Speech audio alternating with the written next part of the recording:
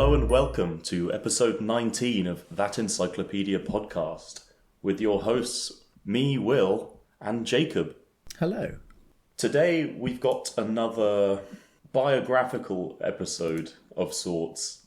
We're talking about a figure of quite substantial significance in almost the epicenter of history, as I suppose I could call it if I wanted to be flamboyant, because we are talking about the Roman politician and general Mark Antony, or Marcus Antonius. Most people will know him, if they know of him, will know of him for his relationship with the Egyptian queen Cleopatra and the story of Antony and Cleopatra. I don't know that it's that common knowledge, knowing about him more in terms of his early life and what he was like. And he is an interesting guy and is closely tied to the events that led to the transformation of the Roman Republic to the Roman Empire. He was around at a time when it was near its largest as well. So, yeah, what do you think? What do you think of Mark Antony, Jacob? Well, I am a huge fan of this period of history and Roman history, the late Republic period during the 50s, 40s, 30s BC, when the ostensible given order, although it had been broken for quite some time, completely collapsed through a series of conflicts and civil wars and confrontations, and was ultimately replaced by the adopted son of the Roman dictator Julius Caesar, who by his contemporaries would have also been called Julius Caesar, but is known to history as Octavian, because that would be very confusing otherwise. Became a unparalleled autocrat, and all of his privileges passed on to his son following his death. And because this period of history is so replete with examples of individuals like Julius Caesar, like Octavian, like the Roman lawyer and orator Cicero, like Pompey Magnus, also known as Pompey the Great, like Crassus, like Brutus, it's really easy for really pivotal figures to be overshadowed and buried in all of the noise that dominated this political theatre. And I would argue that Mark Antony, aka Marcus Antonius, as his Latin name would have been, is the most egregious example of this. A respected and accomplished general, controversial politician, loyal follower of Julius Caesar until his death, has been, I would say, neglected in popular psyche and culture in favour of Caesar himself or Octavian, despite the article actually declaring that, and I would agree that Mark Antony is the one of the three most important figures responsible for the ultimate collapse of the Roman Republic and transition into the Roman Empire. The other two, I would presume, being Julius Caesar and Octavian. And yet he's sort of, as you say, kind of peripherally associated with Caesar, peripherally associated with Cleopatra, and the reality is so much different, as this article painstakingly brings to life. So I'm very excited to talk about Mark Antony today. Had you heard of him at all? Like, presumably you'd heard of, Julius Caesar and Cleopatra and things before, but had you heard of Mark Antony? I had certainly heard of Mark Antony, and I'd heard of this concept of a story about the relationship between Antony the Roman and Cleopatra the Egyptian, but I'm sad to say I didn't really know anything about it or about him. But yeah, after finding out more about him, as you said, I mean, I can see why. I didn't know that much about Julius Caesar until recently, and yeah, there's certainly, as you say, an overcrowding of legendary figures in a period of history that has almost a mythical tone to how epic some of the stories are. That's very much the impression I got as well, actually, reading this article. It feels like you go through 20 paragraphs and 2 sections, each depicting separate battles and conflicts that had basically nothing to do with each other directly, but just peripherally linked through the death of Caesar or something. And then you get to the 3rd section and you realise it's only been 6 months or something since the beginning of this escapade. The entire article is like that, and I'm not sure how old Antony was when he died. He died at the age of 53, so a respectable age for a senior Roman at this time, but not anywhere near really the end of his potential natural life if he hadn't committed suicide. The challenge for us then is to condense all of this into about 20 minutes now. Yes. Of history. I've been racking my brain about how to do this.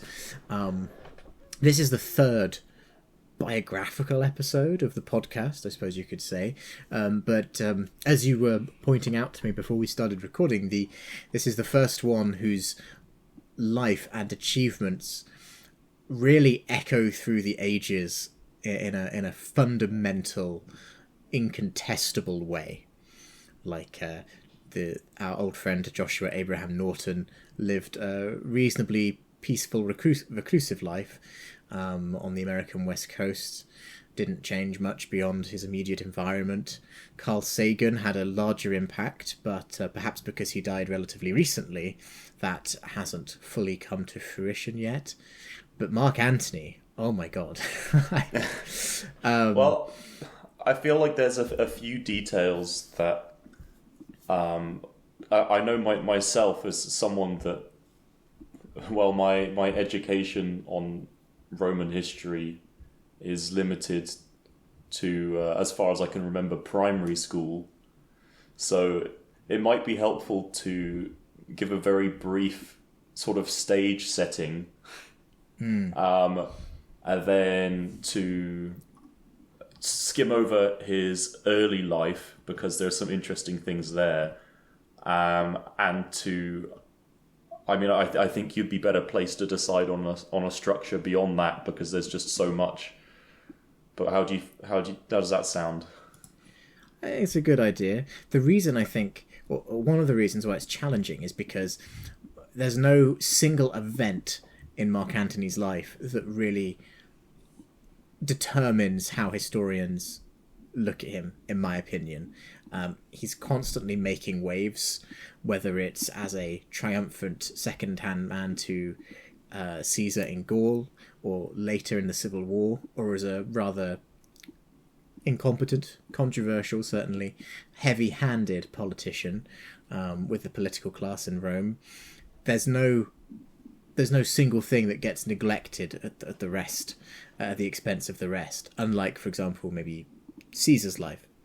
So in terms of a backdrop, a stage setting, I think, firstly, we'll include a map of Roman territories during this time period, because the Roman Republic, even though it was not yet an empire, had conquered pretty much all of the Mediterranean.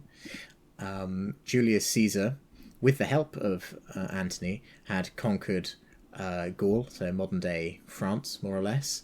Spain and Portugal, or the equivalents thereof, were also under Roman control, and pushing into modern-day Turkey and the Georgian mountain area were many minor petty client kingdoms that had sworn fealty to the Roman Republic as well.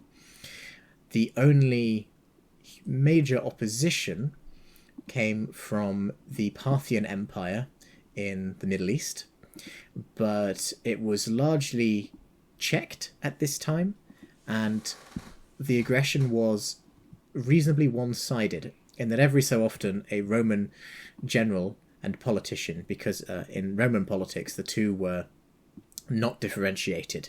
That's probably very important to stress when learning about these figures, is that the Latin word imperium, which is where we get words for empire and other concepts from, is translated as sort of command authority, ability to lead others.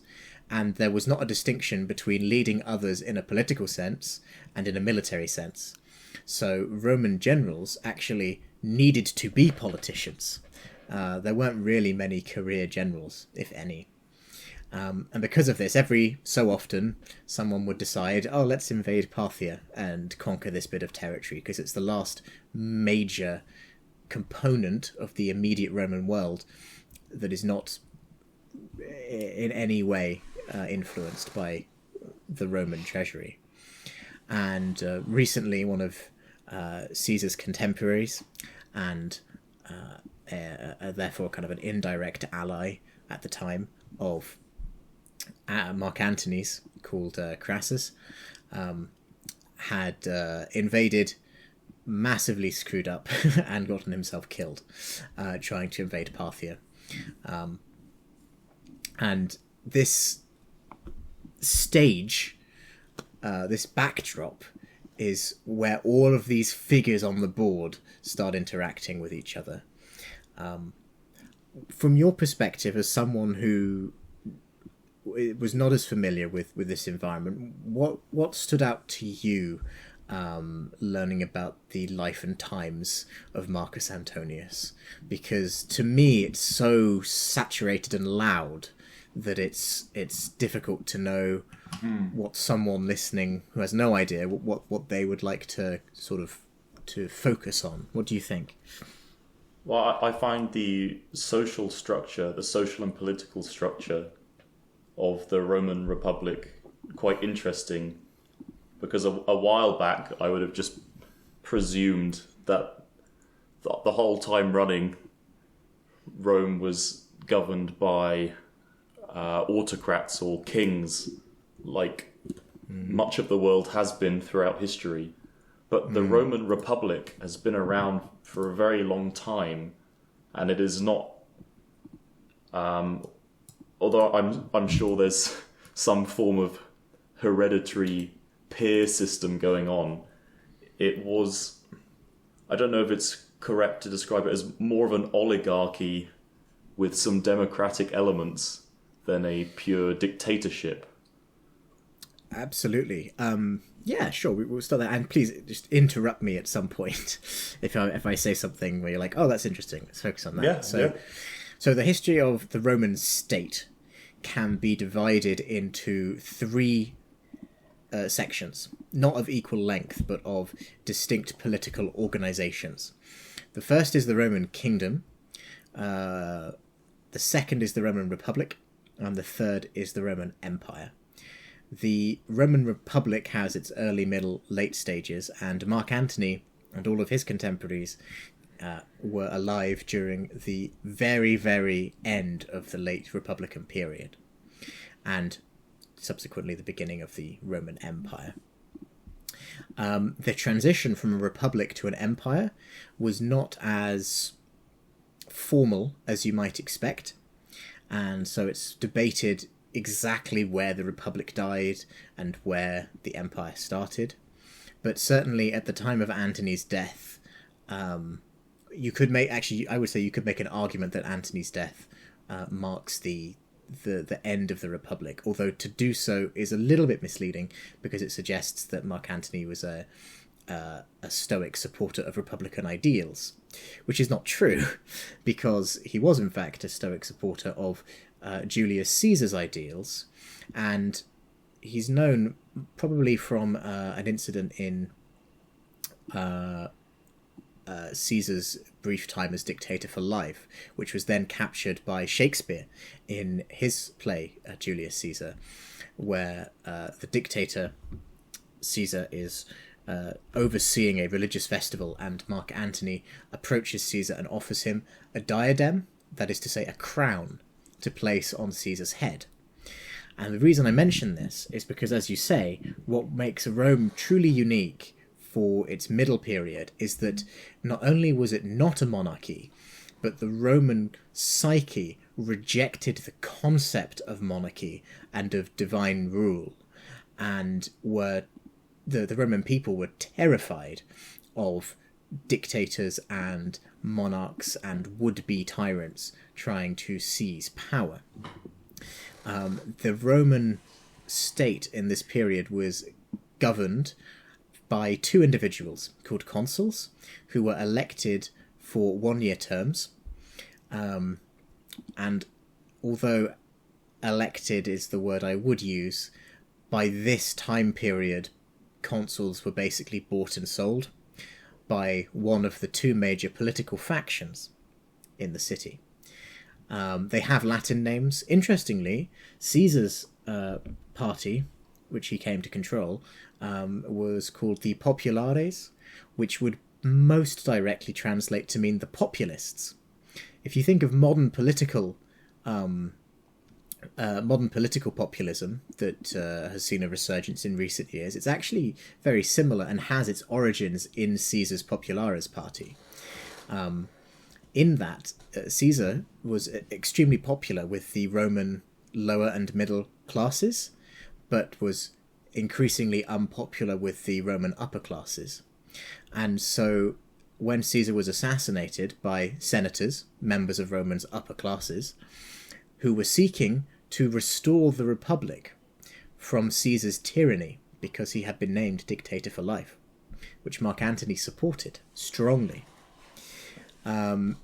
This kind of noble intent, if you are also against the idea of tyranny and dictators for life, was doomed to failure because it caused an uproar from the Roman lower and middle classes, who really loved Caesar.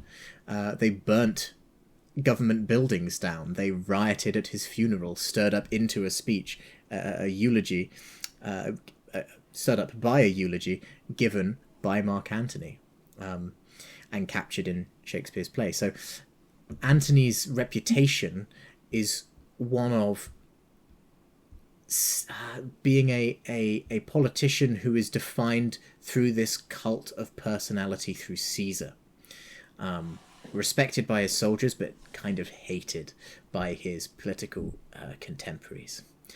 So that's like a snapshot, quick overview of Rome's basic political hierarchy. And yeah, does that help your understanding at all? Yeah, actually, what I found interesting was this, that you just described, this connection with populism and the kind of politics that Mark Antony was engaged in. And I mean, I can see some parallels between this, especially when we tie it in with what we know about his personal life and how maybe this type of character is in some ways reflected in politicians throughout history. So I wonder if this is a moment to mention some of his early and personal life.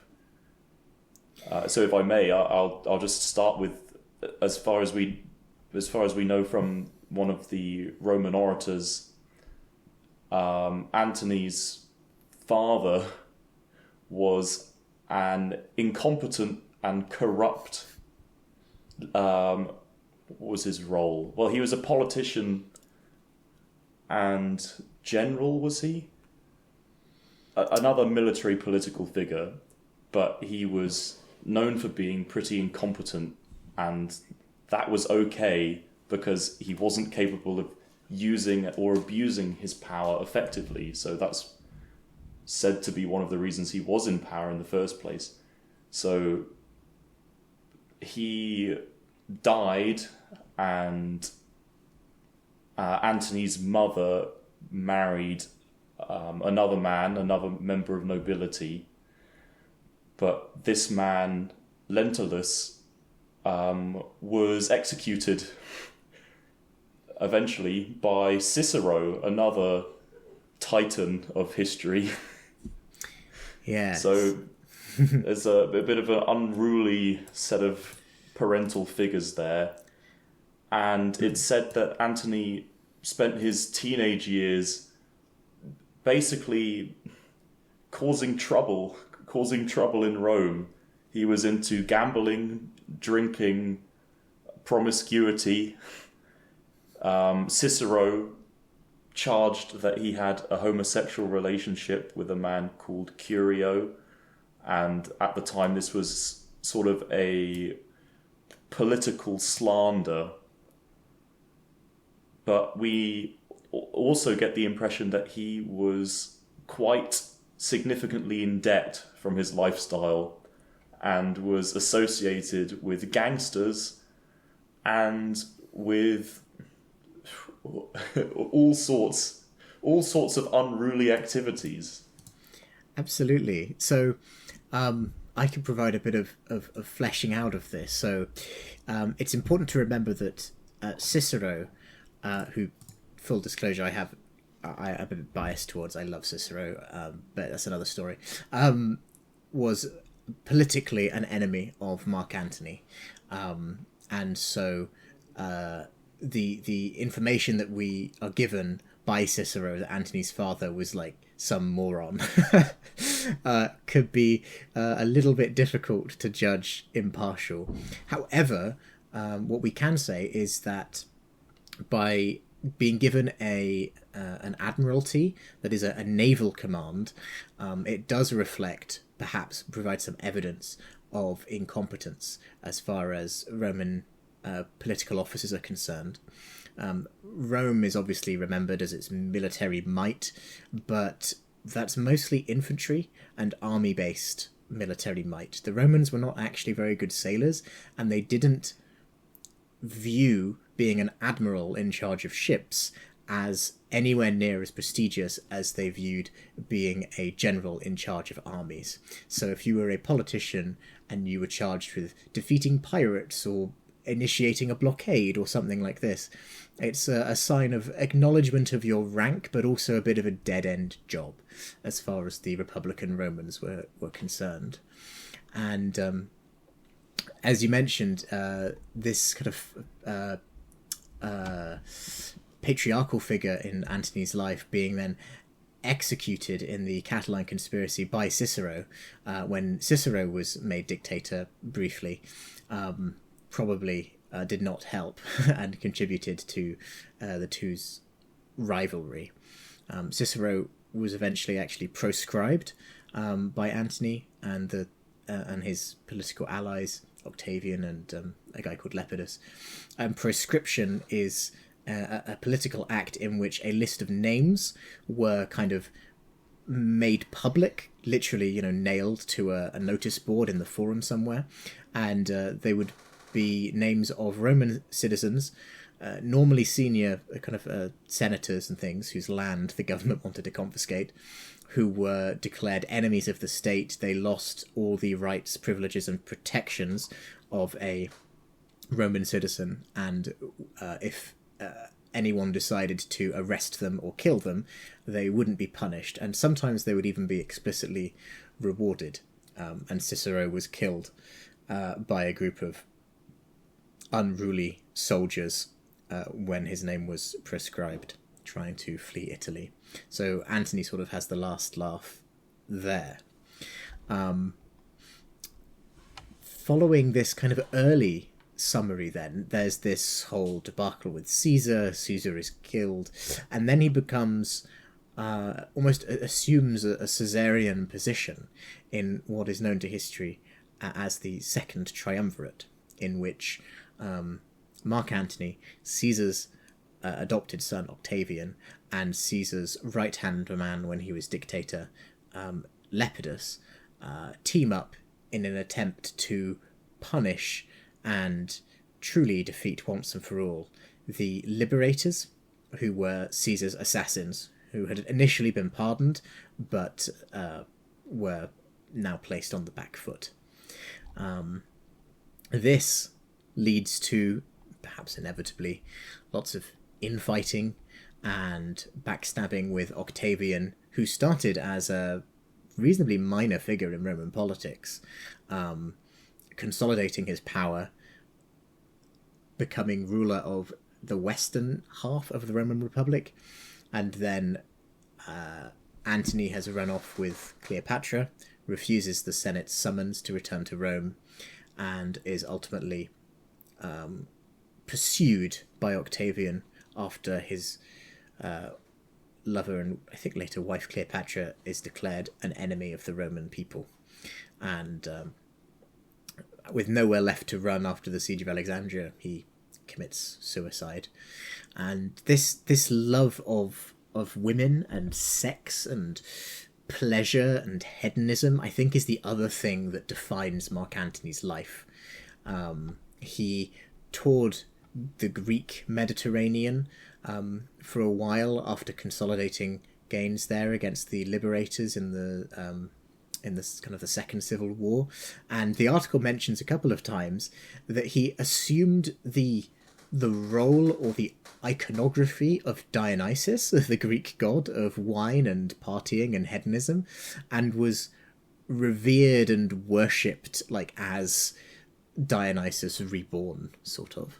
And I think that really encapsulates Mark Antony as like a brave warrior, but a flawed politician and a promiscuous, lustful pursuer of women. What impression are you left with, Will? Well, it's certainly gives off an impression of the kind of person that might have been fun to be on his good side, but I don't know if he gives the impression of being a great leader in the sense that I would want a leader to be. But then again, it's all a bit complicated because he was. I mean, he was pretty much acting in self-interest the entire time, but so were his adversaries. I think it's. Go on. Well, no, I was just saying I'd agree with that. This period is this dilemma. If you're looking back as a modern person and you're trying to decide, who would you support in this weird 4, 5, 6-way fight in the Second Republican Civil War following the death of Caesar? Do you support Caesar's adopted son, who kind of wants to become emperor? Because that doesn't seem very like Republican. But do you support Antony, who's just sort of self-interested and trying to win at all costs? Do you support the liberators, who do ostensibly believe in Republican ideals and a more democratic and fair society, until you actually look closer and realise that the liberators are defined by being the elite of the elite and the wealthiest senators, who were just unhappy that Caesar had disrupted their lives for so long? Like, who do you choose? Well, you can choose Cicero. I do. He died as he lived, which was pissing Antony off, basically. But I don't know if it's worth just spending 1 minute describing the circumstances of Antony's death, because I think that's another legendary moment. Absolutely. I don't know if you could give it a summary. Oh, you want me to do it? Yeah, sure. So picture this. The massive power struggle filling the vacuum that's been left after the death of dictator for life Julius Caesar is more or less over. And it's down to two people. Octavian, who is winning and clearly going to win, and Mark Antony, who has spent much of recent part of his life in Egypt and Greece and Asia Minor, and has now been battled and pushed all the way back to Egypt's capital at this time of Alexandria. The army's at the gates, the battle is over, Octavian has won, and your fate is sealed. You've got nowhere left to run. All of Rome's provinces are now under Octavian's control. The only ally non-Roman state left is Egypt, which is being invaded. You can't go to Africa, you can't go to the Gallic tribes, you can't go to Britain because it hadn't been colonized at this point. You can't go east to Parthia because they hate you. Your fate is maybe to be dragged through the streets of Rome or given some humiliating, summary, quiet execution by rabid soldiers and centurions. Antony chose, in the face of this, to commit suicide and stabbed himself with a gladius, which was a Roman short sword. However, he did this believing that his lover, Cleopatra, had already committed suicide, and before he died, he was informed by his friends that this was not the case, and so, in a true Romeo and Juliet moment, his dying body is led to Cleopatra, and he bleeds to death, exsanguinates in her arms, and leaves this world. Cleopatra famously would commit suicide, I think that by being bitten by a venomous snake. I'm not sure of the historical reality of that, but that's the story that we all know. But it's not at the same time. She would actually be captured and would spend quite some time attempting to kill herself, and it took about 6 months before she was successful. So not quite as instantaneous as Romeo and Juliet, and for slightly different political reasons, with the lives of literally millions of people rather than like 2 families in Florence being relevant. But I think there are parallels there. Very much, which is why I thought definitely worth an inclusion. But with that, we've basically run out of time, and we've only touched on a few aspects of Mark Antony. So you can guess that this is one of those very, very long Wikipedia pages with many, many hyperlinks and a lot of historical background, like we alluded to with the distinction between the Roman Republic and the Roman Empire, the changing political landscape and political structure of Rome, and this relationship with the Egyptian queen Cleopatra, which we again only lightly brushed, but there's so much to know, and if you're interested, you can check it out.